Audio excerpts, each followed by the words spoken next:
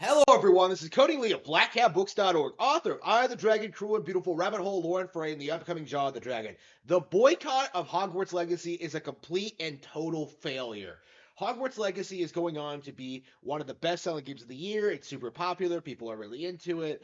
I've heard nothing but good things about it. People are very, very enthusiastic about the product and are supportive of its creator, J.K. Rowling. And that is a really interesting statement to make, considering just how much Rowling has been despised and hated for some of her political views. I myself have made fun of her in certain ways because of some of the things she believes and why she believes them, and some of the statements she's made, and her weird attempts at weaponizing her property against like her political enemies. It has been it has been a wild, wild ride. But I think you've kind of seen enough of this at this point to kind of get a good idea of where this is going.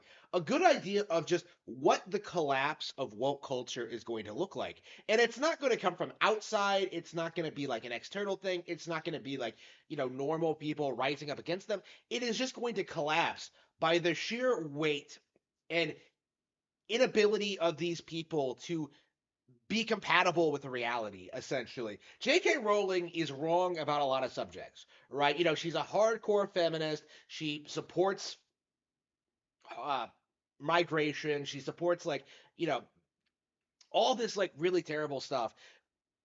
But she also is not wrong about troons.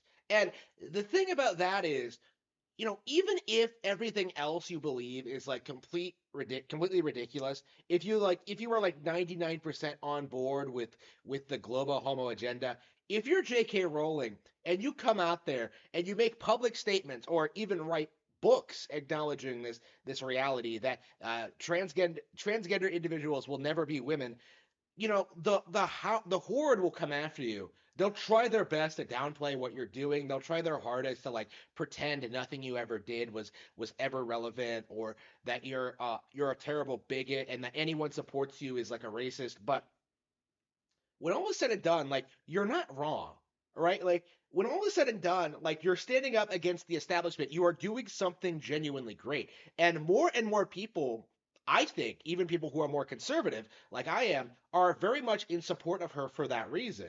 Like, I think more and more we're seeing that conservatives are more willing to like allow a diversity of opinion, are more allowed to like allow a real dialogue, a real debate, like a real kind of back and forth on in regards to like this kind of topic and like what is and what isn't acceptable. But like more and more, the left, the extreme woke culture is becoming increasingly dogmatic. They are essentially religious fanatics who believe that if you do not 100% go along with all of their dogma and repeat all the talking points and go along with everything they believe, that you are part of the problem, that you are a bigot, that you are a transphobe. It does not matter what the rest of your beliefs are, what else you what other causes you support, what else you want to see happen.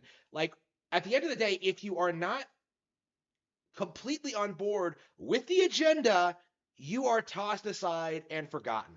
That's what we're seeing here today.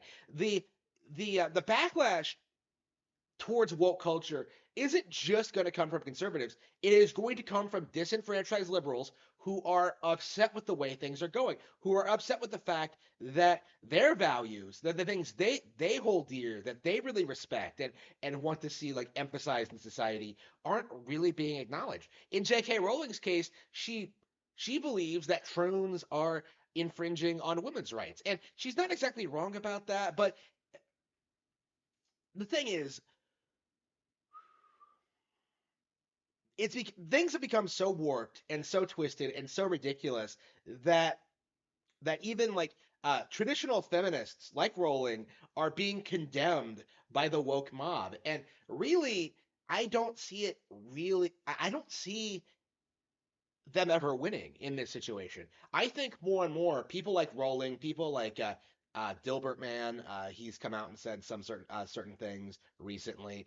People like me, people who are like coming out and like making like very hard, like, never back down stances on certain topics. these positions are eventually going to become mainstream. Eventually, people are going to stop trusting the experts, stop trusting the government, stop trusting like all of these authority figures who are telling you to like believe certain things because it is just it is just incompatible with our everyday lives and our everyday experiences. There is just no practical way to convince the general population, the masses, that transgender individuals are real women. It's just something never going to happen. You know, even now in this era where gay marriage is technically legalized, you know, it's still like heavily frowned on. Nobody really does it. Even in the community, nobody really does it.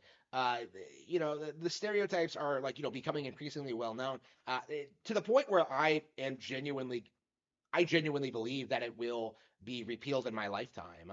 You know, it's just such a negative, a negative thing to be involved with, like overall. And I think the bubble is about to burst, specifically on a lot of these hot button issues that woke culture has been pushing for the past 20 years. I think it's about to hit its boiling point. I do think we are at that stage where we are getting pushback from a lot of high profile people in regards to in regards to certain subjects. And once that happens, the collapse of the narrative is going to happen. Like it cannot sustain itself without 100% without 100% support from its delusional population.